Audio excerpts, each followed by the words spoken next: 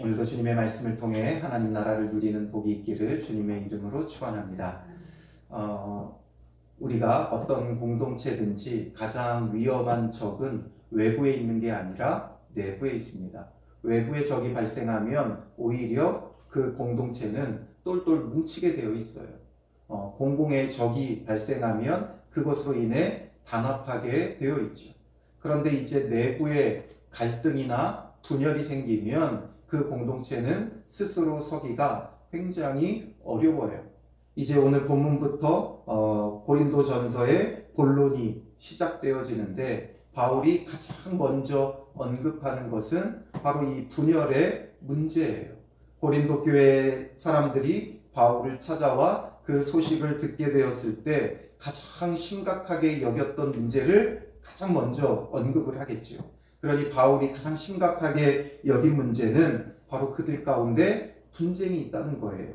그래서 11절에 보면 내 형제들아 글로에의 집 편으로 너희에 대한 말이 내게 들리니, 글로에의 집 편으로, 글로에의 집에 있는 사람들로 하여금 소식을 전해 들은 거죠. 그런데 너희 가운데 분쟁이 있다는 거예요. 어떤 분쟁이에요?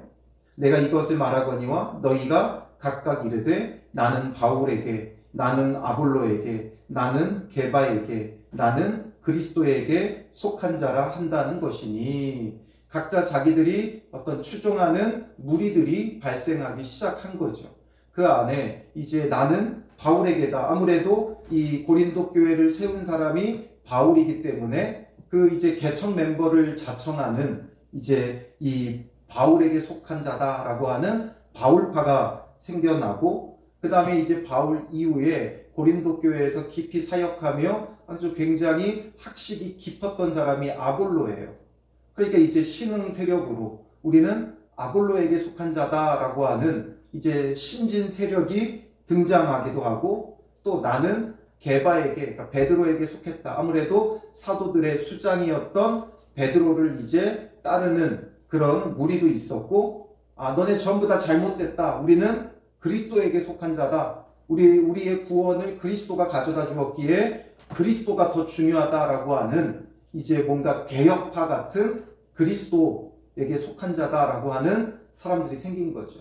물론 꼭 이들이 이랬다라는 게 아니라 지금으로 비유해보면 그렇다는 거예요.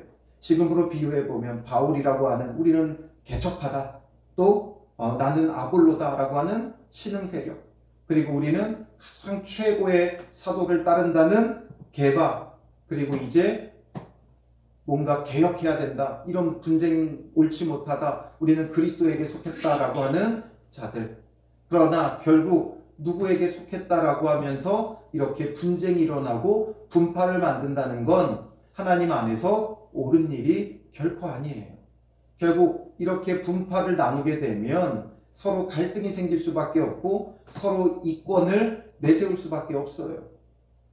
그렇기 때문에 이 갈등의 문제는 결국 가장 큰 고린도 교회의 위협이 되어지는 거죠.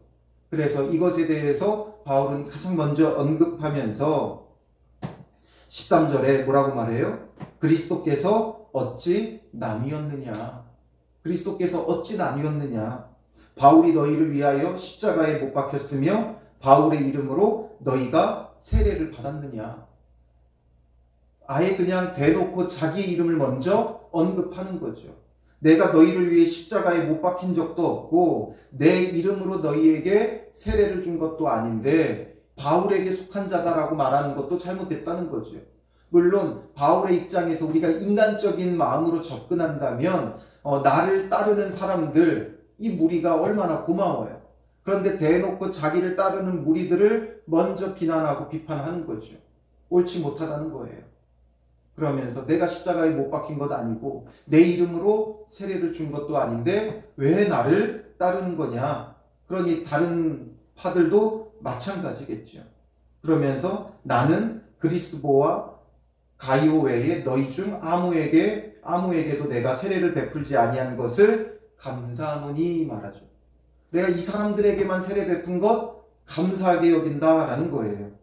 이는 아무도 나의 이름으로 세례를 받았다 말하지 못하게 하려 함이라. 나의 이름으로 세례받았다라고 자랑하는 것, 어떻게 보면 내가 저 사람에게 복음 전했고 내가 저 사람을 가르쳤고 내가 저 사람을 세웠다, 이런 것들이 우리에게는 자랑이 될지 모르지만 바울은 그런 것을 자랑으로 여기지 않았고 오히려 내가 세례를 베풀어 나를 추종자라고 하는 사람들이 많지 않은 게 오히려 다행이다라는 거죠. 우리는 어때요? 내 세력을 키우고 싶고 내가 속해 있는 그 무리의 사람들을 많이 끌어모으고 싶죠. 근데 바울은 오히려 나의 추종자가 적은 게 너무나 감사하다라는 거예요. 그리고 16절에 내가 또한 스데바나 집 사람에게 세례를 베풀었고 그 외에는 다른 누구에게 세례를 베풀었는지 알지 못하노라. 그러니까 내가 이 스데바나 집 사람 아무리 생각해봐도 이제는 더 생각나는 건 스데바나 집 사람들, 이들 외에는 생각나는 사람이 없다. 내가 직접 세례 준 사람들. 그런데 왜 바울파라고 하느냐? 그러면서 17절에 그리스도께서 나를 보내심은 세례를 베풀게 하려 하심이 아니요 오직 복음을 전하게 하려 하심이로되 말의 지혜로 하지 아니함은 그리스도의 십자가가 헛되지 않게 하려 함이라 말하죠. 이 구절은 단순히 바울이 이렇게 파당 짓지 말라라고 말하는 게 아니라 그들이 파당을 지었던 원인이 어디에 있는가가 드러나는 거예요. 먼저는 그리스도께서 나를 보내셨다는 것, 나의 사명은 세례를 베풀려고 한 게 아니라 복음을 전하려고 했던 것이다. 그러니 복음이 전해져야 된다라는 거죠. 지금 계속 바울이 뭐에 대해서 언급해요? 세례에 대해서 언급해요. 왜 세례에 대해서 언급하냐 하면 이들이 아마도 바울파, 아볼로파, 게바파, 그리스도파 이렇게 자기들의 파당을 짓는 중요한 수단과 도구로 여긴 게 세례였던 거예요. 서로 세례를 주면서 너는 바울파에게서 세례받았으니까 바울파다 이거죠. 너는 아볼로파에게서 세례받았으니까 아볼로파다. 이러면서 서로 세력을 끌어들이려고 사람들에게 이런저런 말로 전하고 그리고선 세례를 베풀었다는 거예요. 이들에게는 지금 세례가 너무 중요해져 버린 거예요. 복음이 전해져야 되는 게 중요한데 정말 어떻게든 복음이 전해져야 되는데 어떻게든 우리 파에 속한 자가 되게 하기 위해 세례를 주는 게 이들에겐 지금 더 중요한 문제가 되어져 버린 거죠. 물론 믿는 자의 표로서 세례를 받아요. 그러나 세례 받았다고 믿는 게 아니죠. 우리가 예수 그리스도를 믿기 때문에 이제는 내가 옛사람을 벗어버리고 온전히 새 사람이 되겠다. 씻어 정결함을 얻겠다. 정결함을 얻은 자다. 그리고 이제는 내가 옛사람은 완전히 죽어지고 새 사람으로 살겠다는 결단으로서 세례를 받아요. 그런데 이 세례의 그 진정한 의미는 퇴색되어져 버리고 이들에게 세례는 무슨 도구가 되어버린 거예요? 자기의 세력을 규합하는 수단과 도구로 전락해버린 거예요. 서로 그냥 막 세례 주는데 혈안이 되어 있는 거죠. 마치 오늘날 서로 자기 교회 끌어가려고 이런저런 막 전도 행사하고 전도 프로그램하고 전도 집회하고 전도 선물 주고 이런 것과 별반 다르지 않아요. 전도가 나쁜 게 아니죠. 복음을 우리는 전해야 돼요. 근데 그리스도가 전해져야 되는데 자기 교회에 등록시키는 게 목적이 되어져 버린 이 시대의 모습과 다르지 않다는 거죠. 그러니 오늘 우리에게도 우리가 우리 교회에 한 사람 등록시키는 것보다 더 중요한 건 정말 예수 그리스도의 복음이 전해지는 거예요. 그 사람이 우리 교회에 등록하면 더 감사한 일이지만 우리 교회가 아니라도 어떤 교회라도 정말 가까운 교회, 자기의 신앙에 유익이 되는 교회에서 신앙생활할 수 있도록 우리가 돕고 섬기는 게 중요한 거죠. 이 청라에 우리 교회가 있으면서 청라 지역에 복음이 전해지는 게 중요한 거지 우리 교회에 사람들이 많이 등록하는 게 중요한 게 아니라는 거예요. 그러니 각 교회들이 정말 선한 마음을 가지고 복음을 전하고 선한 영향력들을 끼쳐야 되는 거예요. 옆에 교회가 부흥한다고 시샘할 필요 없고 또 옆에 교회가 잘못하는 거 있다고 비난하고 비판할 필요가 없어요. 그 안에서 신앙생활하는 무리들이 있기 때문에 교회들이 바르게 서고 정말 이 청라 지역에 그리스도의 복음이 전해지고 증거되어져 영혼 구원의 그 은혜가 이 땅 가득하기를 사모하며 기도해야 되는 거죠. 그런데 이들은 지금 서로 혈안이 되어 세례를 베풀며 자기네 파로 끌어들이려고 하는 그런 폐해에 빠져 있어요. 그리고 또 하나의 문제는 뭐예요? 말의 지혜로 하지 아니함은, 바울은 말의 지혜로 하지 않았다는 거예요. 뭔가 굉장히 지식적이고 철학적인 논리적인 그 논증으로서 복음을 전하지 않았다는 거예요. 우리가 성경에 기록된 바울의 성격을 알지만 그 성격은 굉장히 스트레이트해요. 강력해요. 그래서 뭔가 사람들을 그 비위를 맞춰주고 그 마음을 구스르고 이런 방식이 아니었어요. 왜냐하면 그 어떤 철학적인 지식과 논리와 논증보다 더 중요한 그리스도의 십자가가 있기 때문에 그 십자가의 보혈의 능력이 헛되지 않게 하려 함이다라는 거죠. 그러니 지금 이 고린도 교회에 파당을 짓는데 어떤 또 문제들이 있었겠어요? 어떤 말의 언변의 지혜와 지식으로 어떤 논증과, 그러니까 서로 논증하는 거죠. 너네가 잘못됐다. 이거 옳지 못하다. 왜냐하면 이 고린도 지역은 어떤 지역이라고 그랬어요? 그 당시 그리스 철학의 중심지였어요. 그리고 바울도 하나님께 이들에 대하여 감사하면서 고린도 교회에 주신 하나님의 은혜, 그 가운데 하나가 뭐였어요? 5절에 보면 모든 언변과 모든 지식의 풍족함으로. 언변과 지식의 풍족한 것은 정말 하나님 안에서 은혜죠.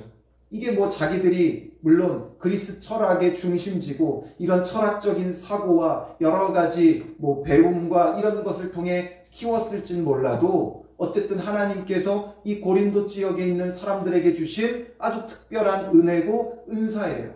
그러면 이 은혜와 은사를 가지고 뭐 해야 되겠어요? 그리스도의 복음을 전해야 되는 거죠. 그리스도의 십자가를 전해야 되고 오직 복음을 전해야 돼요. 그런데 항상 분쟁하는 데 보면 저마다 자기가 옳다라는 걸 주장하죠. 저들이 잘못됐고 우리가 옳다. 여기에다가 그들의 모든 언변과 모든 지식을 사용하고 있는 거예요. 똑똑한 사람들이 많으면 어떻게 돼요? 배가 산으로 간다 그러죠. 사공이 많으면 배가 산으로 가는 거예요. 서로 이게 옳다 저게 옳다 자기 생각 자기 주장 이런 것들로 인해 분열과 갈등이 일어나는 거죠. 오늘날 교회의 여러 교파들로 나눠진 이유가 어디 있겠어요? 서로 자기가 옳다는 거죠. 하나 되지 못하는 이유는 정말 그리스도는 한 분인데 하나 되지 못하는 이유는 서로가 자기가 옳다고 주장하기 때문에 하나 될 수가 없는 거예요. 결국 그런 분쟁들 속에 교단과 교파가 나눠지고 그러니 결국에는 하나 되지 못하는 그 모습을 가지면서 그 모든 각 교단의 신학 교수들이 하는 게 뭐예요? 자기들의 신학적 주장이 옳다는 걸 내세우죠. 신학 교수가 복음을 전하는 거 보셨나요? 그런 경우는 많지 않아요. 물론 정말 신실한 분들이 있어요. 그래서 선교사로도 나가고 선교하고 또 선교지에서 또 후학들을 가르치는 그런 교수님들도 있지만 자기들의 그 신학이 옳다라는 것을 주장하는 경우가 허다하죠. 그러니 복음을 전하는데 지식과 언변이 필요한 게 아니라는 거예요. 오히려 이들은 자기들의 지식과 언변을 가지고 파당을 나누며 지금 이런 위기에 봉착되어 있는 거죠.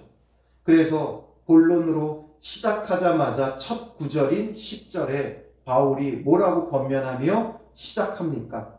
10절에 형제들아 내가 우리 주 예수 그리스도의 이름으로 너희를 권하노니 모두 같은 말을 하고 너희 가운데 분쟁이 없이 같은 마음과 같은 뜻으로 온전히 합하라 말하죠.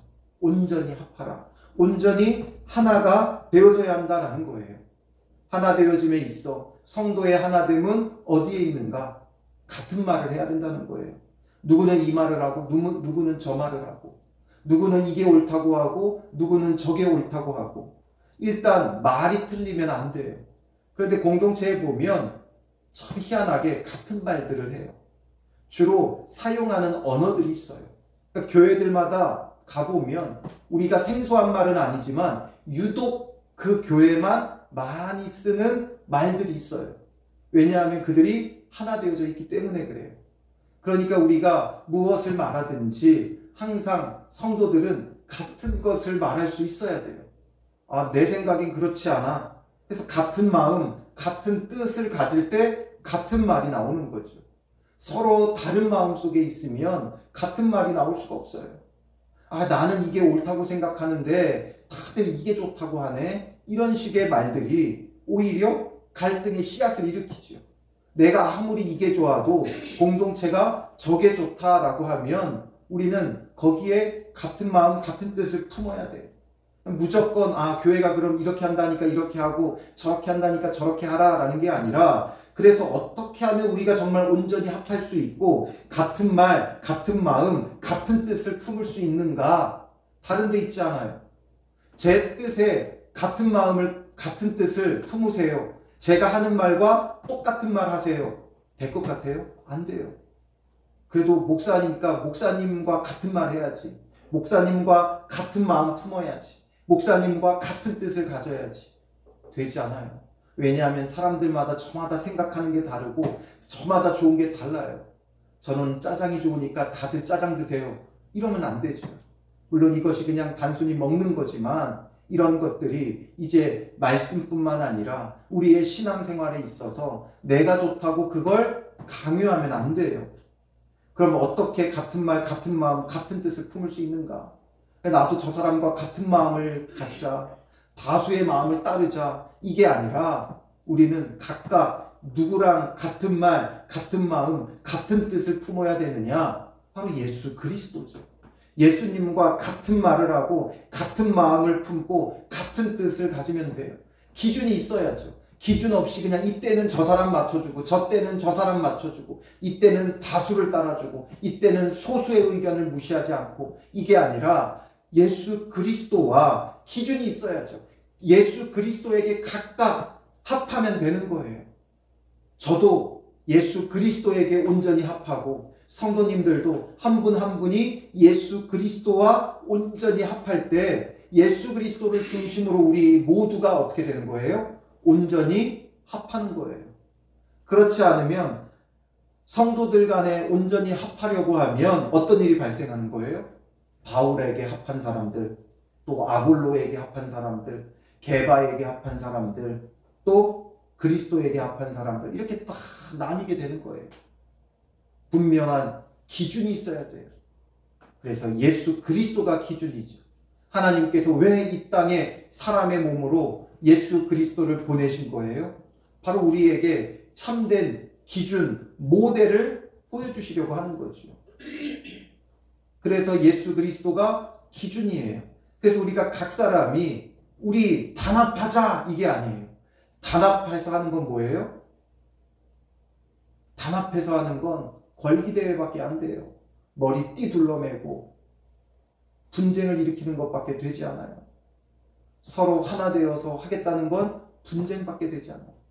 그렇기 때문에 우리끼리 단합이 아니라 각 사람이 그리스도와 온전히 합할 때, 이때 하나 되어질 수 있는 거죠. 그래서 10절로 넘어오기 전에 바울이 9절에 언급한 게 뭐예요? 너희를 불러 그의 아들 예수 그리스도 우리 주와 더불어 교제하게 하시는 하나님은 미쁘시도다. 그리스도와 우리를 교제하게 하시는 하나님이라는 거죠. 이 교제를 통해 우리가 그냥 즐겁자라는 게 아니라, 남자 여자 연인 간에 교제하듯이 교제하는 게 아니라 그리스도와 교제함으로 그리스도와 온전히 합하는 거예요. 우리가 그리스도와 친밀함을 누리며 그 친밀함이 우리의 어떤 신앙과 이런 것을 내세우기 위한 게 아니라 예수 그리스도와 교제하며 친밀함을 누려 우리는 그리스도와 합하여 그리스도와 하나 되어져 가는 과정인 거죠. 하나님은 이렇게 우리를 그리스도와 교제하게 하며 온전히 합하게 하시는 하나님이세요. 그래서 우리를 위해 이 땅에 보내셨고 우리를 위하여 십자가를 죽으시게 하셨고 또 우리를 위하여 다시 사시게 하신 거예요. 그와 온전히 합할 때 우리는 그리스도와 함께 죽고 그리스도와 함께 다시 사는 믿음의 사람이 되는 거죠.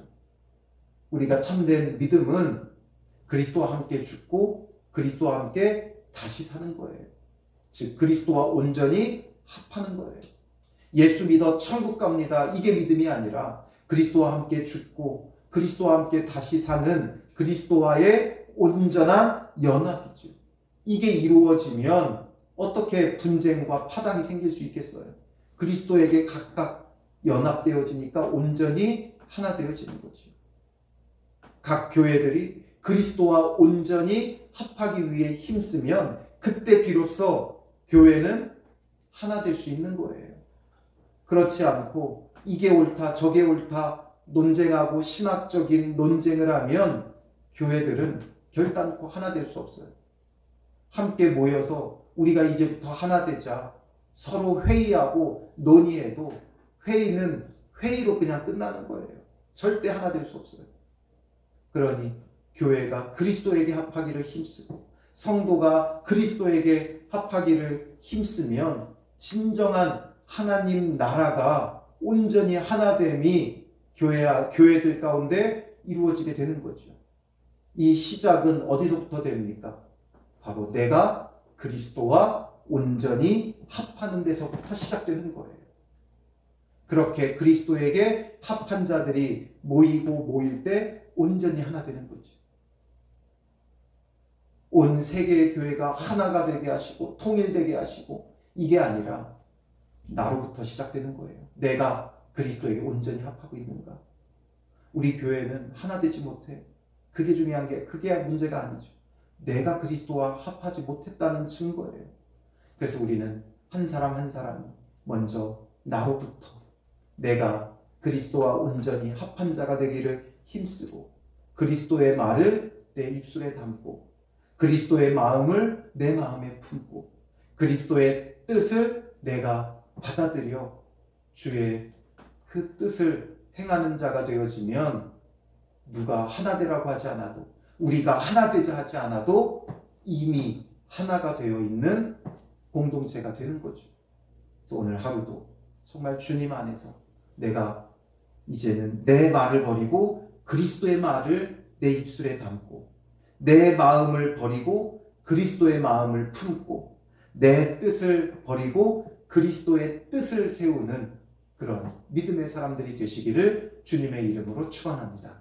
기도하겠습니다. 살아계신 아버지 하나님, 오늘 우리는 그리스도의 말, 그리스도의 마음, 그리스도의 뜻보다 여전히 내 말과 내 마음과 내 뜻이 중요하고 내 주장이 너무나도 강한 어리석은 사람들입니다. 주님, 우리의 이 어리석음을 용서하옵소서.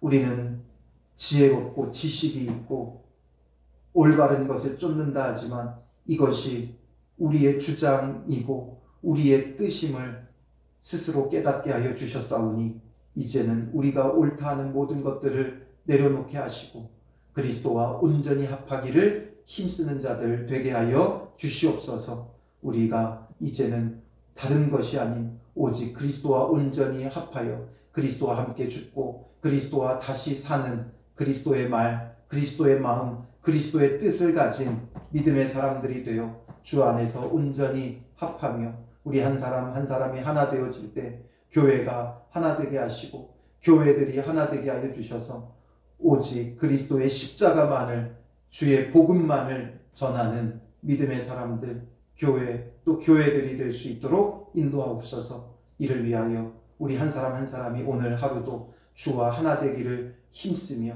그 주신 삶 속에서 그리스도와 온전히 합하는 은혜가 있게 하여 주실 줄 믿사오며 예수님의 이름으로 기도합니다. 아멘.